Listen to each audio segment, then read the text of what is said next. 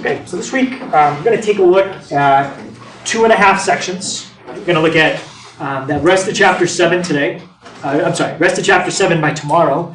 And then we'll start chapter 8 on Wednesday, but we're not going to get very far into it. All right, so first thing I want to look at is this idea. Okay. On the left, I have sine, and then in parentheses, x plus 3. And then on the right, it's kind of like I did a distributive property. And the question is, does that work? Can you do what I just did? Well, let's graph it and see if they look the same. So let's type in sine of x plus 3. I don't need the double parenthesis, I get it on the side. Sine of x plus sine of 3. What do people think? Is it going to look the same, or are they going to look different? Different? Different? Different or the same? Yeah, it's going to be one of those two. I say they're going to be the same. They're going to be the same? All right, let's see. Okay, so that's the left. And the one on the right. Oh, they're opposite? Yeah, they're not the same. Well, that's embarrassing. Okay? So what I want you to understand there is you can't just do a distributive property with a trig function. That doesn't work. There is something you can do, and that's what I'm going to show you. There's a formula when you have a sum, and then there's a formula when you have a difference. But it's not just distributing out the word sine. Any questions on why that doesn't work? Okay. So, I'm going to start out with a cosine. Okay, there's going to be four different formulas that we look at today. We're going to look at when we have a cosine and we add two things. We're going to look at cosine, and then inside is subtraction. Sine, when we add two things, that's like the example I just showed you. Sine, when we subtract two things. Those are going to be the four main formulas we look at. All the formulas that I show you, you can put them on a reference sheet. Hannah, question? Question? Okay. So here's the formula for one of the four I just showed you, cosine of a difference. What you plug into the difference is going to be two angles, alpha and beta. Do you have to use alpha and beta, or can you do like x and y? No, you can use x and y. So, and I'll just say it generically. It's cosine of the first times cosine of the second, whatever you want to call first and second, plus sine of the first, sine of the second. Okay. Why that works, there is a proof on page 409. You probably wouldn't like it if I went through it. It's not an extremely easy proof or a quick proof to go through. Right. So we're just going to take this, that it does work. There is an explanation why, a little more in depth than what we need to get into. So cosine of the first times cosine of the second plus sine of the first times sine of the second. And it works. And I'll show you with some numbers in a little bit. And when I mean what's the first and what's the second, what's in that box is the first. What's in that box is the second. The minus is just separating. Okay. So I want to find the exact value of cosine 15 degrees. That's what the sum and difference identities are used for, to find the exact value of angles that are multiples of 15. So what we're going to do is we're going to rewrite it. We're going to rewrite it as a difference. Now, there's a lot of numbers you can subtract and get 15. But I want you to only use numbers that are multiples of 30 and 45. 30 and 15? No. It's going to be multiples of 30 and 45. Um, 90. Oh, you could use 90. I'm not sure what you would subtract from 90 that would fit 60. the criteria to get 15, though. 60 and Yeah. 45? Yep, you could do 60 and 45. I wasn't thinking of that one, but you could. Anyone think of another way you could do it? 45 and 30. You could use 45 and 30. That's kind of the tricky part. You have to figure out a way to write the number they give you using 45s and 30s, or multiples. Like you could use 60, that's a multiple. Somebody said 60 minus 45. That would have worked here as So well. what if it was like find the exact value of cosine 19? You can't. It's gotta be one that's Oh, it has to be a multiple of one of them? yeah. You could do 15. You could do 75, and that's pretty much Oh, I it. thought we were trying to do any. No, it has to be a multiple of 15 for this to work. Okay. Now let's apply the formula to. This is the first. This is the second. So let's bring up the formula. Cosine of the first, cosine of the second. So cosine 45, cosine 30, plus. Okay. Just have to remember the formula has a plus. Even though there's a minus the way we wrote it, 45 minus 30, the formula, when you change it, it's a plus. Sine of the first, sine of the second. Sine 45, sine 30. Now, the reason we did that is because every one of those angles, okay, 45 and 30, you can find the exact answer to using a unit circle. Okay, that's when I'm not going to do this for each one, but you could draw your circle, put the 45, you could make a triangle, and you could label it using like your root 2 over 2. Okay, so we've talked about how to find all the trig functions of 30s and 45s. But what we're going to do is, if you don't remember exactly how to do it, there's just a few key numbers you have to keep in mind. Right? If you get, if you type it in on your calculator and you get a decimal of 0.707, that's the square root of 2 over 2. Okay? So when we do this, we do not want decimals. You have to write exact answers. So I'm showing you what the decimal would change to if you did unit circle trig. Okay? But to do unit circle trig 4 times on this, it's going to take 20 minutes just to do this question. Okay. So we just have to remember these numbers. Another one that's going to come up a lot is 0.866. So if you type in something on your calculator and get 0.866, that's the square root of 3 over 2. 0.5 is going to come up a lot. That's an easy one, just a half.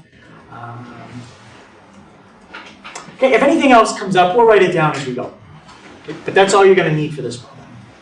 Okay, so let's start with cosine of 45. What should I do on my calculator first to type that in? Put it in degrees. Yeah, we'll put it in degrees. And remember, no decimals. Cosine of 45 is 0.707. So what would that be as an exact answer? It's the square root of 2 over 2. If you're not sure, just type it in. Watch what happens. Square root of 2, don't put the parenthesis. Divided by 2. Just a number to memorize, 0.707. Okay, so that's the first one. Square root of 2 over 2 times, let's check cosine of 30, 0.866. What did I say that one is as a fraction? Yeah. You could type it in and check it, but it will work. It's the square root of 3 over 2 plus, let's do the sine of 45, 0.707, we just did that one. Square root of 2 over 2 times the sine of 30, and that is 1/2. So just write 1 over 2. Okay. Now just multiply what you have together. Okay? Just go straight across. What's the square root of 2 times the square root of 3? Square root of 6. Yep. Square root of 6 over 2 times 2. Square root of 2 times 1.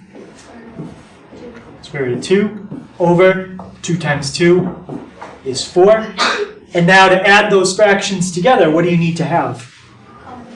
We already do. So just put one big fraction with a denominator of 4, and that's your answer. Okay, let's type in the original, type in the final answer, and see if we got it. Cosine of 15 should come out to 0.9659. Let's see what we got. Square root of 6 plus the square root of 2. That's the top. And now divide it by 4. Did that come out the same as cosine 15? Yeah, 0.9659. So that is the exact answer to cosine of 15. Not rounded at all. And that's the only way to do it. Okay. So the whole key, write it as multiples of 45 and 30. And then use this little chart that I just gave you to convert the decimal to an exact fraction with a square root. Okay, let's try it.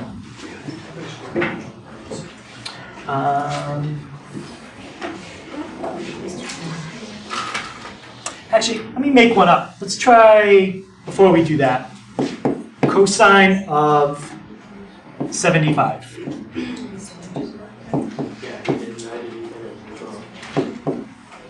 Can anybody think how you could write 75 as a difference of two numbers, and the numbers have to be multiples of 45 and 30? 90 and 15. No. Well, 90 minus 15 is 75, but they both have to be multiples of 30 and 45. Oh, yeah.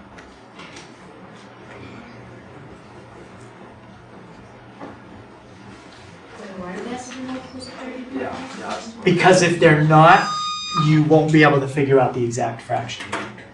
30s and 45s are the only ones we can get exact fractions for. 120 and 45. For like One- anything? Yes, Oh, okay. 120 and 45. All right, let's just check. If we did 120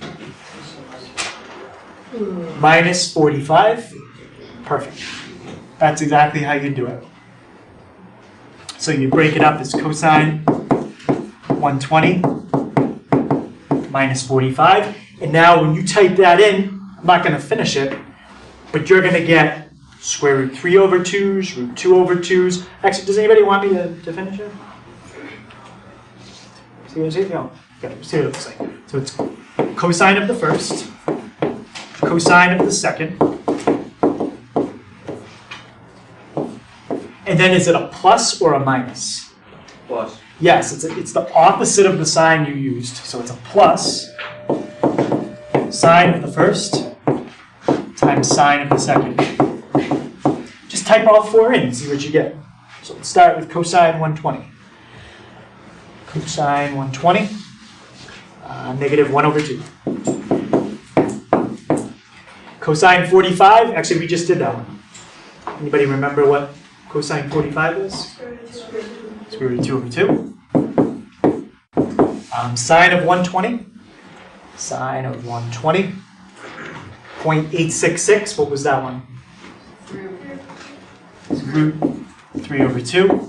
And sine of 45, we also did that one in the last problem. Square root of 2 over 2. Square root of 2 over 2. So, again, you're going to get a denominator of 4. What's negative 1 times the square root of 2? Negative square root of 2. Negative square root of 2. And the square root of 3 times the square root of 2? Square root of 6. Square root of 6. So all of these answers, they look kind of the same. They have square roots of 2, square roots of 6. They're usually divided by 4. But sometimes you get a negative in the first part, the second part, or both parts. That's all. All right, let's look at this one. So this is asking us to prove that this is exactly the same as that. So like on your calculator, if you typed in cosine of pi over 2 minus 90, pi over 2 minus theta, it would be exactly the same as sine theta. Okay. This right here is a cosine difference formula. So let's do the same thing we just did again. Here's my first. Here's my second. Okay, so forget the fact that it equals sine. Let's just play with the left-hand side and see what happens. And maybe when we're done, somehow we'll get sine. Can somebody tell me how I could rewrite that cosine difference? What would I do first? Yep. Cosine pi over 2. Yep. parentheses, Cosine pi over 2. Cosine theta. Cosine theta. Yep. Plus sine pi over 2. Here we go.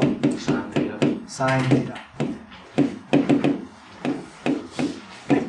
So now, if I'm going to type in pi over 2, what do I have to do on my calculator? Go to degrees. Radians. Radians. So let's go to radians. And let's type in cosine of pi divided by 2. 0. So 0.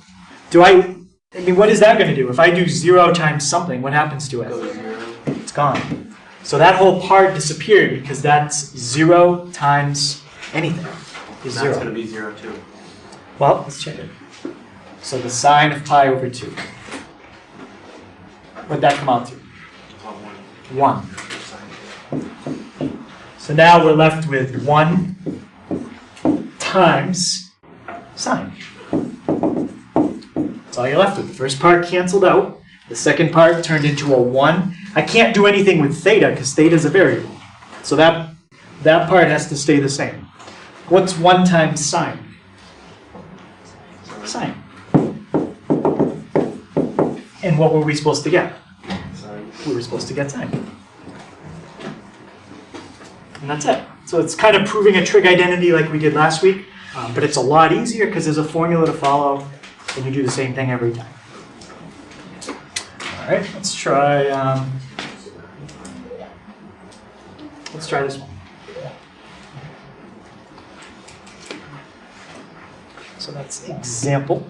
So now when you're done, you should get that. Negative cosine is the answer when we're all done. So let's rewrite the left-hand side and then go from there. Can someone else tell me how I would rewrite what's on the left this time? Cosine pi? Cosine theta? Yep. And right before that, what do we need? Plus sine, what'd you say, AJ? Sine pi? Sine theta. Okay, let's do it out and see what happens. Cosine pi, -1. So I'm left with a -1 times cosine. Remember, you can't do anything with the theta. So it's a variable. But sine of pi, we can calculate what that is. The sine of pi comes out to 0. So now I have 0 times sine. What is that? 0. This whole part is gone. So now I'm left with -1 times cosine, which is exactly what I was supposed to get. So there's going to be a couple of problems on the test just like that.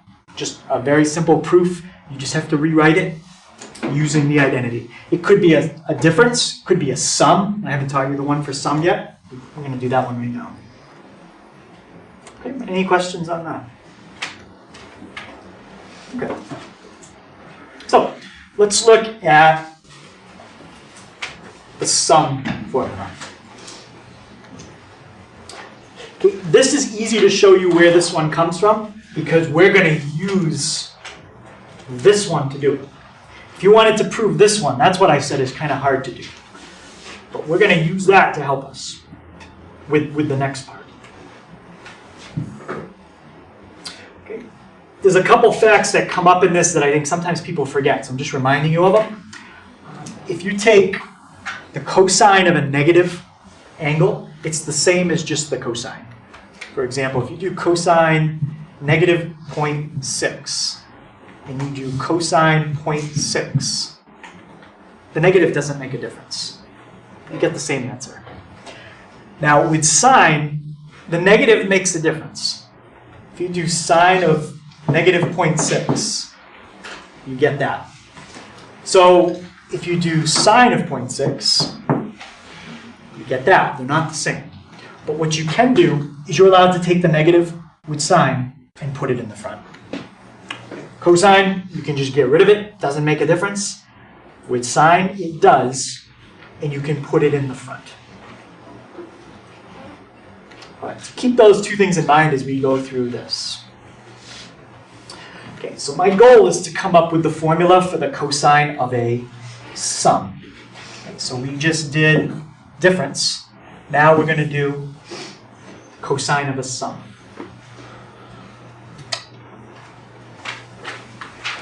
Let's start with this. 3 plus 2.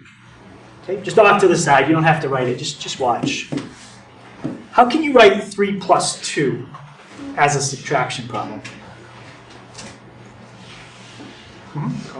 Negative 3 minus negative 2. Okay, you're on the right track. You're extremely close. Just, what kind of number is the 3 to start with? Oh, sorry, 3 minus negative 2. 3 minus negative 2. That's how you can write an addition problem as a subtraction problem. Any question on that? Let's do the same thing here. Because if we can rewrite an addition problem as a subtraction problem, we already have a formula for a subtraction problem. We can then use that to figure out the answer. Okay, so let's write it as cosine of alpha minus beta. Now, if I put a box around what's first and what's second here, you put a box around the first thing, and then you put a box around the thing that comes after the minus sign. So let's look at what we've got. That's the first thing. That's the second thing, and the minus is part of it. Okay, so that's first, that's the second. Okay, so let's write out our formula. Cosine of the first, cosine of the second, plus sine of the first, sine of the second. Just fill in what we have for first and second. Cosine of the first, cosine of the second. And we're going to talk about this negative in a second and whether or not it makes a difference. Okay. What comes after the cosine cosine? Is it a plus or a minus?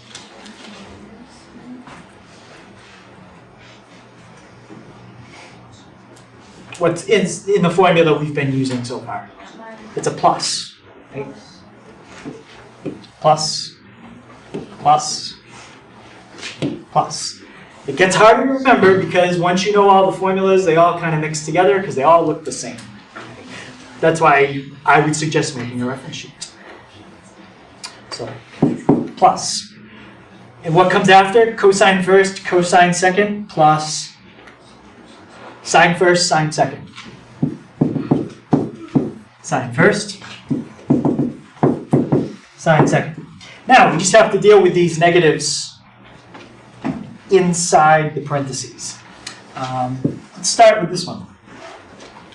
I have cosine of negative beta. Do I need to put that negative there?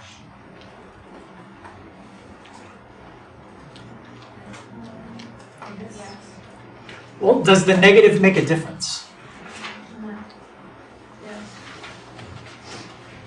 No.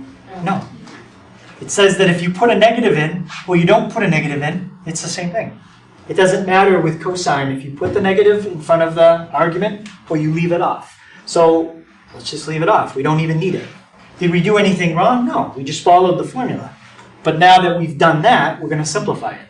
You don't need that negative. So cosine alpha, cosine beta. Now, how about the negative in front of beta? Yeah. Yes, I do need that one. But if I want, I can move the negative somewhere. Where can I move it? I can put the negative in the front. So I can take it out from inside the parentheses and I can put it in front. So let's do that. take it out from inside the parentheses and put it in front. So what is that plus sign going to change to? A minus. Minus sine alpha, sine beta. So there is another new formula, and that's for the cosine of a sum. It's cosine, cosine, sine, sine, but the difference is now we have a minus sign, where before we had a plus sign. Very easy to mix this up, so you gotta have a reference sheet to kind of keep it straight.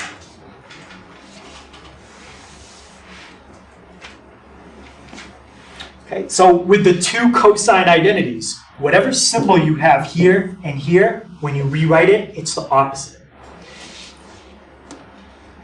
If you're doing a problem that involves a plus, when you rewrite it, you have a minus. If you're doing a problem that involves a minus, when you rewrite it, it's a plus. It's always the opposite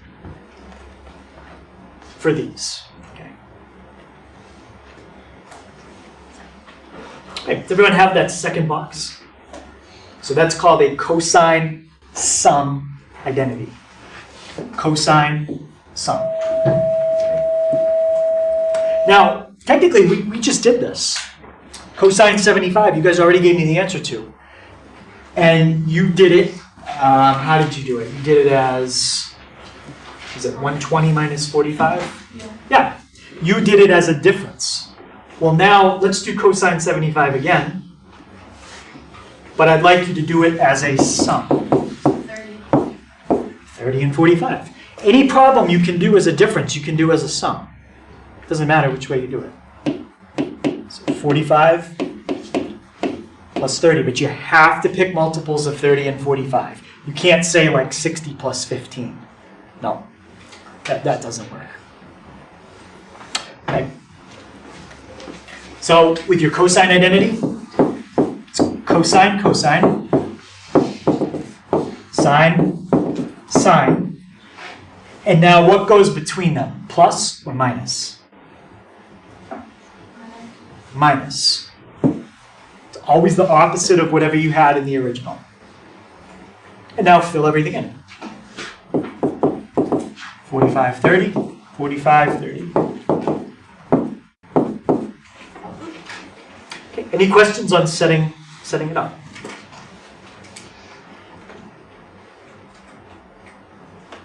Okay, that's a 30. Okay, type them all in. After a while, we should know some of them. Like, actually, before we even do it, does anyone remember what was cosine 45?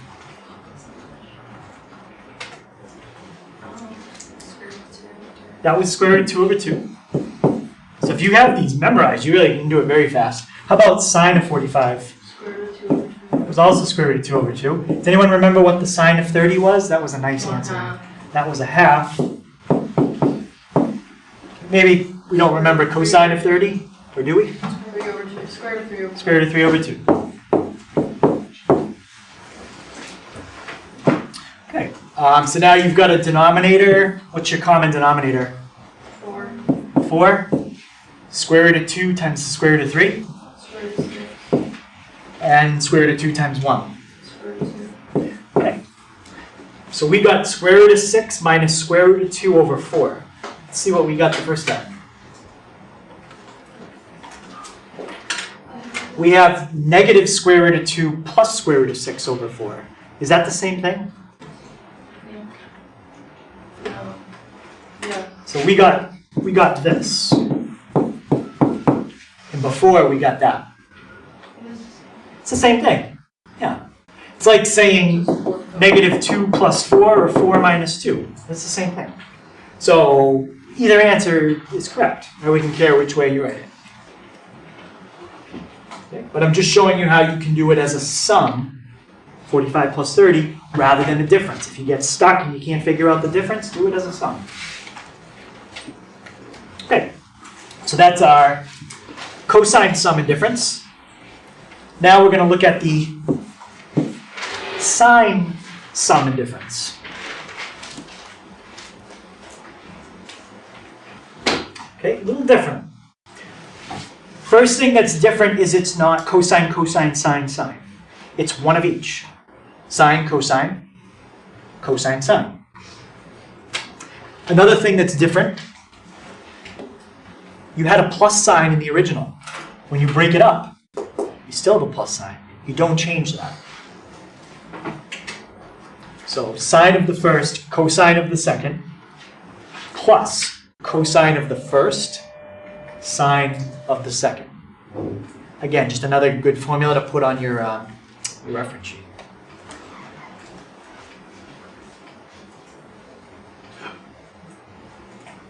And now we saw that there was a very small difference between the cosine sum and the cosine difference. Does anyone have a guess what's going to change in the sine sum to make it sine difference? Would it be sine 30? Subtraction. What's going to change to subtraction? The middle sign, yeah. All that's going to change in the sine difference, it's still going to be sine of the first, cosine of the second, and then cosine of the first, sine of the second.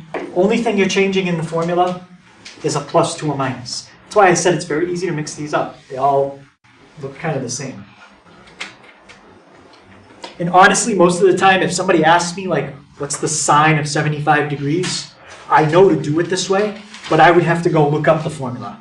I can't ever remember, wait, is this the sine, cosine, sine, with the plus or the minus? I always just look it up. So just make a reference sheet. And now we can do the same kind of problem. I could ask you the sine of 15, sine 75. I could ask you anything that works out with multiples of 30 and 45. Anyone still need to copy the sine sum or sine difference? Good. Does anyone want to go through one? Like how you would do sine 75? Any question on how you would do it? You'd still split it up exactly the same way. Sine 45 plus 30. You would just fill 45 plus 30 into this formula and see what you have. We're still going to get square roots of 3s, square roots of 2s, 1/2s. It's going to be the same idea. Any questions on that? Yeah? So it matters like sine, cosine, and then cosine, sine? It matters which order it goes in? That's the order your book wrote it, so I just matched it. I mean, we know from multiplication, 3 times 2, 2 times 3, same thing. So technically, if you wanted to make it, you could switch those two. The reason I think the book did it this way is so you have first, second, first, second. First, second, first, second. So you never have to change that. But if you keep that the same, then the order of the trig functions changes sine, cosine, cosine, sine. So however you want to remember. Yeah. I would just stick with that. Any other questions on that? All right. So they do have ones for tangent sum and difference. I definitely do not remember these off the top of my head at all. They're not used as often. But if you wanted to do like the tangent of 75 or the tangent of 15, we could go through and do it. I would worry more about sine and cosine. I wouldn't be super worried about the tangent ones. I'm going to give them to you just because, you know, sine, cosine, and tangent, those are the 3 basic identities. But I would not spend a lot of time studying the tangent ones for the test. Maybe what I'd do is give you like a bonus question with tangent. But sine and cosine, there will be questions on the test with those.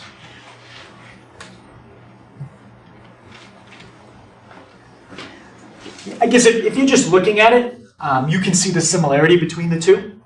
The only thing that changes in each formula, just like every other formula we've done, is plus signs change to minus signs, and vice versa.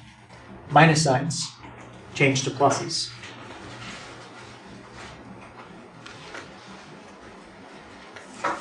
Again, don't get super worried about them. Even the homework, I think there's one question with tangent. If you get stuck on it, don't spend 10 minutes on it. It'd just be a bonus kind of thing for the test. Okay, so any questions on sum and difference?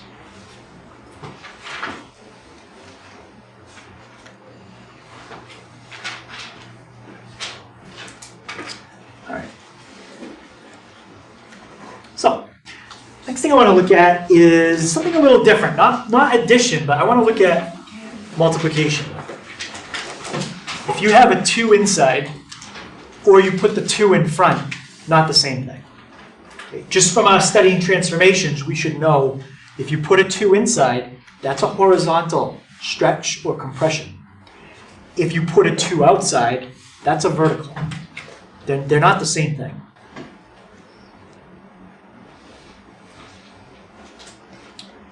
But a lot of times when we're working with trig, we don't want to have a number right there. We just want to have an x. So how can you get that 2 out of there? What can you do? And there's a formula. Okay, does everyone have what's on the left? Okay. All right, in the way, let's do example 4 here. So let's simplify sine 2x.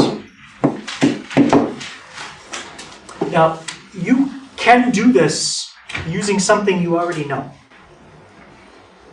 Can anybody think of a way, how can you rewrite 2x? Like, what does that mean if you have 2x? You're close, that's what I'm getting at, but that would be x squared. How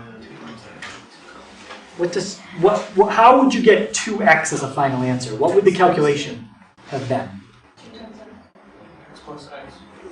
I guess it could be 2 times x, or it could have been x plus x. Okay, I want you to think of it that way. Because now we just turn this into sine of a sum. That's this pattern right there. And we have a formula for that. So is this the best way to do it? No. Once you know the formula, you're just going to use the formula. You're not going to have to figure it out every time. But that's what we're doing.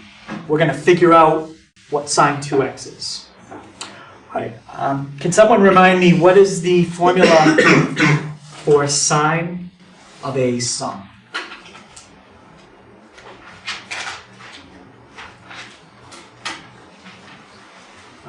Ezekiel, do you have that?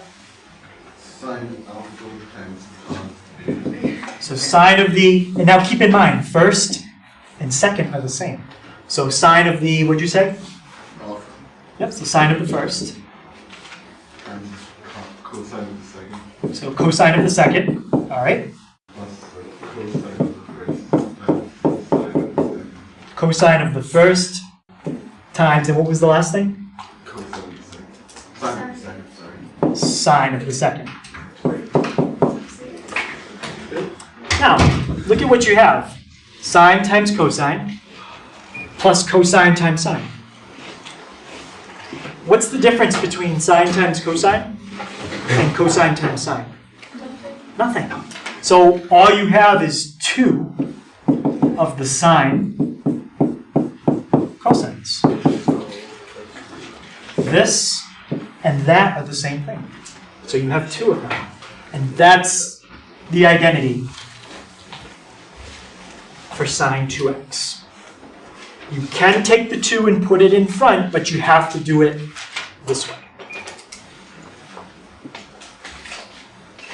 And that's called a double angle identity. Okay. Why double? Because you've got a 2. And you're trying to get rid of the 2, so all you have is thetas. You can put a 2 somewhere else, but you don't want a 2 next to theta. Okay, so that's the first one. That's sine of a double angle.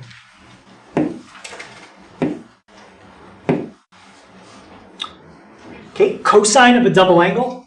Your book writes the formula 3 different ways. Which way you use depends on the problem. You can use any one of them you want. That's one way to do it. Don't confuse that with sine squared plus cosine squared. That was a Pythagorean identity. Anyone remember what that equaled? Sine squared plus cosine squared? 1. It equaled 1. This looks kind of similar, but it's not. This is subtraction. It's totally a separate thing. So that's one way to write the cosine double angle. There's a second way. And there's a third way.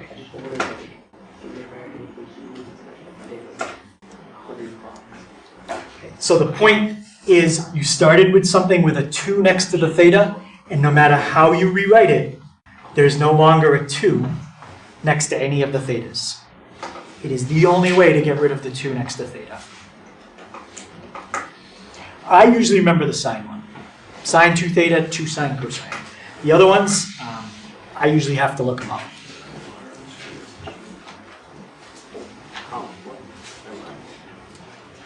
And again, like always, I'm giving you the tangent one just so you have it. I would focus more on sine and cosine. In fact, the problems that I do in class are going to be all sine and cosine.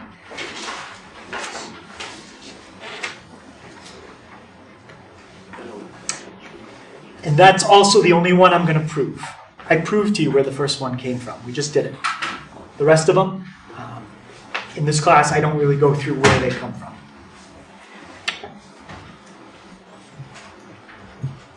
Okay, questions on those?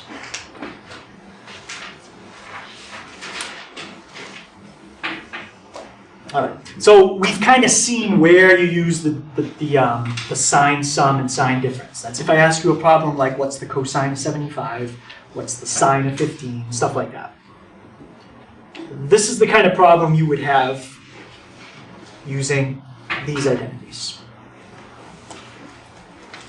It says to rewrite that problem, so basically you don't have any numbers next to x's. You want to have all ones in front of x's. Okay, so let's start with the first term.